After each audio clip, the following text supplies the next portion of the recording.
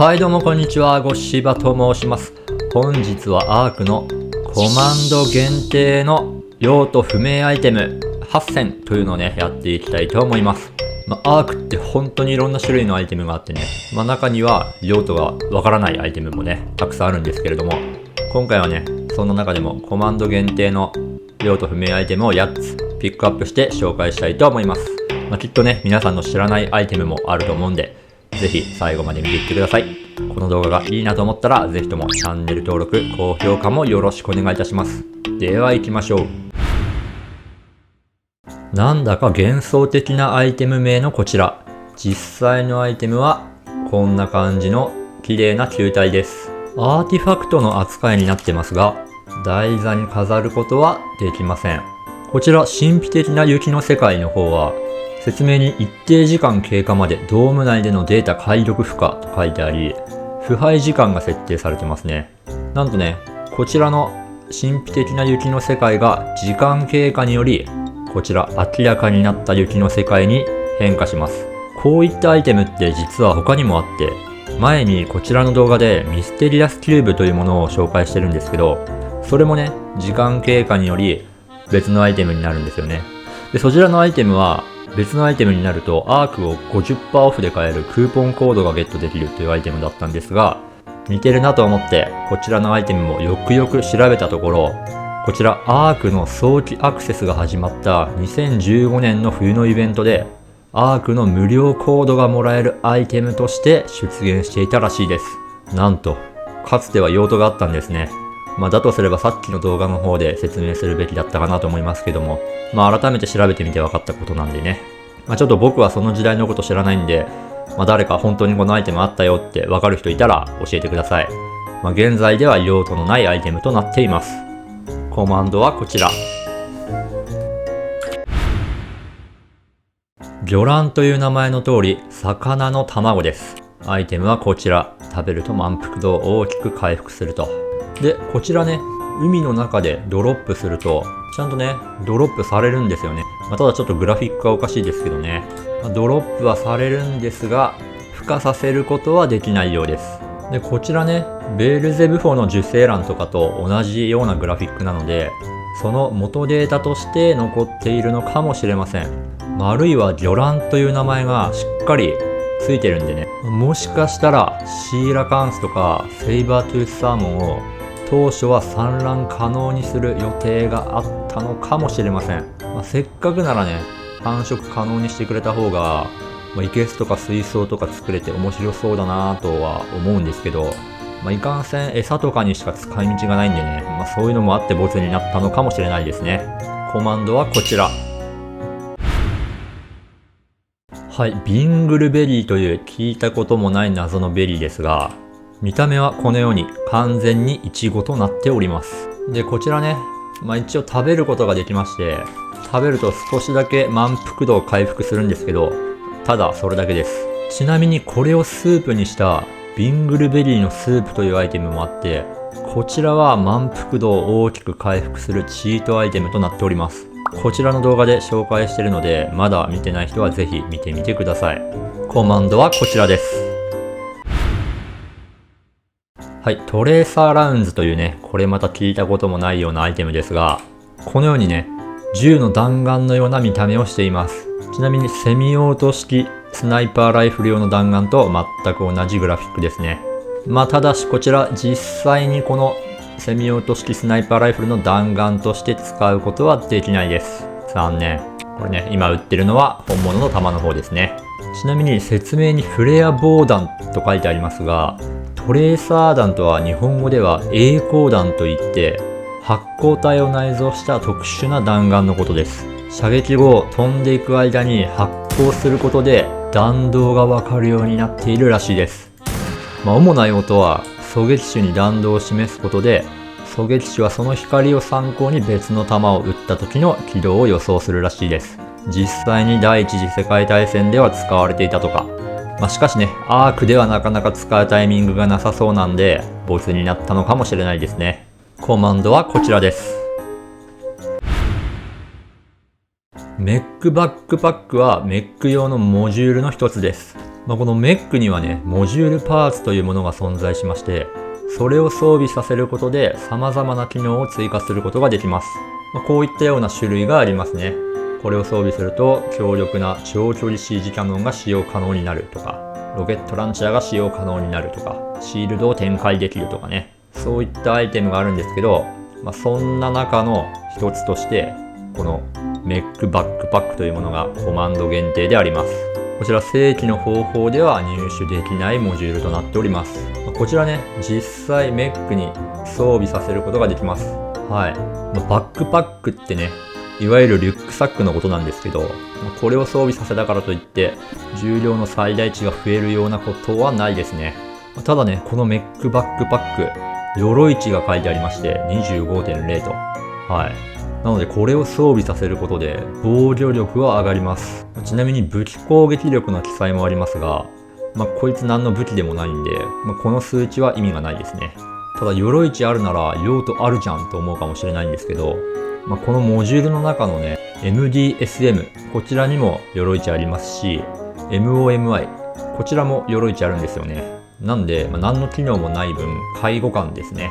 これに関してはね、耐久力ない上に鎧値も高いんで、完全にこっち上位互換ですけど、ただね、この MOMI 結構入手が大変なんでね、入手が難しい MOMI の代わりになるって MDSM よりも、若干鎧値が高いと思うと、って感じですね。はい。コマンドはこちら。はい、ロードアウトダミーホットバー。こちらのアイテムになります。名前からしてロードアウトマネキンの関連アイテムであるということはわかりますが、こちらマジで用途がないアイテムとなっております。こうね、アイテムスロットにセットしても、使うことも置くこともできません。ちなみにこのアイテム名前ね、ロードアウトダミーホットバーと書いてありますけど、ホットバーっていうのは、この下のね、番号が振ってあるこのアイテム欄のことを言います。このロードアウトマネキンにはね、こういう風にホットバーのアイテムを一括で預けたりとか、引き取ったり交換したりとかね、できるという、このホットバーに関して便利な機能があるんですよね。別ゲーでいうところのいわゆる、装備登録みたいな感じですね。で、このロードアウトマネキン自体は他にもね、こういう風に FPS を表示したりとか、いろんな機能があるんですよね。なんでもしかしたらこのホットバーの機能に関しては、別にね、このロードアウトマネキンとは別にこのアイテムに持たせる予定だったのかもしれないですね。でも全部こいつにまとめちゃえばいいじゃんってことでボスになったのかもしれないです。そう、この着せ替え人形みたいなグラフィックなんでね、なんかそんな気がしますよね。何にせよ今となっては完全に用途なしのアイテムとなっております。コマンドはこちら。はい、料理のレシピということで、アイテムはこちらです。なんかね、アイコンがすごいおしゃれですよね。ちょっとこのヨーロッパ風のギリシャとかに出てきそうなね、飲み物のアイコンですけども、こちら謎の料理のレシピとなっております。レシピと言いつつね、何も書いてないんですけど、こちらね、飲むことができます。レシピじゃないんかいと。はい。飲んで、一応ね、食料としては使えますけども、わざわざこれを使う意味はないですね。はい。コマンドはこちら。はい。実はアークにはね、一般的な何々とか、基本的な何々みたいな名前のアイテムが結構いっぱいあるんですよね。こういう風に基本的なグローブとか、基本的なコンボとか、一般的な武器とかね。多分こういう武器とか、防具のベースアイテムなんじゃないかなと思うんですけど、そういったのが結構いっぱいあります。でね、こういったね、グラフィックも用意されてないようなものはね、面白くないんで、今回紹介しないんですけど、これとかもね、一応装備はできるけど、ただの斧になるだけなんでね、そういうものは置いといて、今回ちょっと特徴的なものだけかいつまんでね、ザザザとご説明したいと思います。はい、まずこちら、基本的なベッド。マルチで使えるスポーン地点ということで、なんともね、特徴的な絵本みたいなグラフィックですね。で、これね、セットして若干置けそうな雰囲気出るんですけど、置けないんですよね。置ければね、見えないスポーン地点として使えたかもしれないのに。次はこちら、チビ恐竜。チビ恐竜というね、ざっくりしたチビペットですけども、ここちらね、一応装備することができます。はい。名前を付けよう。はい。ただね、装備しても姿が見えないんですよね。はい。こちら姿が見えないチビペットとなっております。チビペットってね、最大レベル上げるのに必要なんで、高みを目指すならね、つけないといけないんですけど、周りにちびっこいのがうろちょろするのがうざいという方は、こちら使ってみてはいかがでしょうか。はい。お次はペイントですね。何色かもわからない。黒に見えますけどね、この塗料。こういう風に一応染料として認識はされますが、特に塗ることはできないようです。次、基本的な資源。偶然できてしまったようです。というね、薪のマークですね。何の用途もありません。はい、お次は恐竜の卵です。こちらもざっくりシリーズですね。何の恐竜の卵かはわかりません。グラフィックはね、僕これ結構好きなんですけどね、ザ恐竜の卵って感じがしてね。で、これ一応ね、はい、こういう風にちゃんとドロップすることもできます。さらにね、実はこれ見た目全部一緒なんですけど、説明若干違うんですよね。これだと、この卵を使用すれば多くの調理レシピで通常の栄養が取れる。ほら、こっちだと、この卵を使用すれば多くの調理レシピで特級の栄養が取れるとかね。この恐竜の卵を出すコマンド何種類かあって、そのコマンドによって卵のレアリティ的なのがね、変わります。なんでね、多分これね、キブル作るのに使えるんじゃないかなとは思うんですけどね。でも、これを使う意味がないですよね。今となってはね、このメイウィングがね、各ランクの卵全部産んでくれるんでね、しかもこっちの方がちゃんと見分けがついて分かりやすい。なんでね、これを使えばいいだろうってことで。なんでね、これを使う必要性は全くないですね。見た目が好きな人は、どうぞ。はい、お次はこの基本的な窓枠。専用の穴がついた壁というね、わかりにくい説明ですけども、でグラフィックもくの逆にしたようなね、意味がわからないグラフィックですけども、こちらね、なんと設置することができません。はい、意味のないアイテムです。次。はい、次はね、なかなかいいですよ。こちら、野菜の種というアイテムですね。グラフィックはないんですけど、なんでこちら紹介するかというと、はい、こちらのアイテムなんとね、菜園に植えることができます。さらにね、ここで続けて紹介するのがこの基本的な肥料。作物の成長を助けるために使用できるという、可愛らしいグラフィックですけど、肥料なんですよね、これ。そしてもう一個、糞。これもね、ざっくりシリーズ来ました。誰の糞かはわからない。ただシンプルに糞。こちらね、肥料として使うことができます。じゃあこの糞与えてみましょう。はい。糞を与えると肥料3600になります。そして野菜の種が育ちました。菜園です。菜園 in 菜園。そして基本的な飼料を与えてみましょう。はい。100。これたったの100しかないんですよね。肥料の効果。弱い。はい。そしてこの野菜の種が一体どんな風に成長していくのか見守ってみましょう。はい。ちょっとね、倍速に、10倍速にしてみます。発育期になった。ちょっと大きくなったぞ。そして開花期、そして収穫期と、はい、結果ね、菜園が大きくなるだけというね。そして何も収穫することはできません。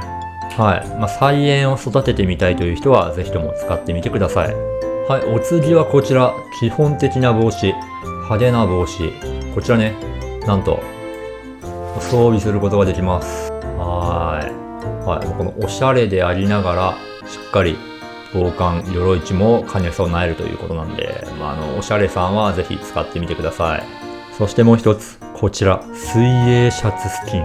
シャツの外見を変えるアイテム。何かおかしいが適切な外見になる。はて。こちらね、この布のシャツにつけてみましょう。そうすると、はい、裸になります。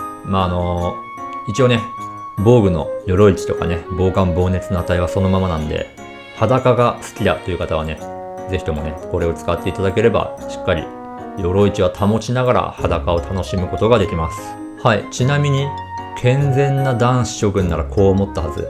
このスキン、女性につけるとどうなるんだいと、やってみましょう。YouTube がバンになったらしょうがない。いきます。はい。水着になった。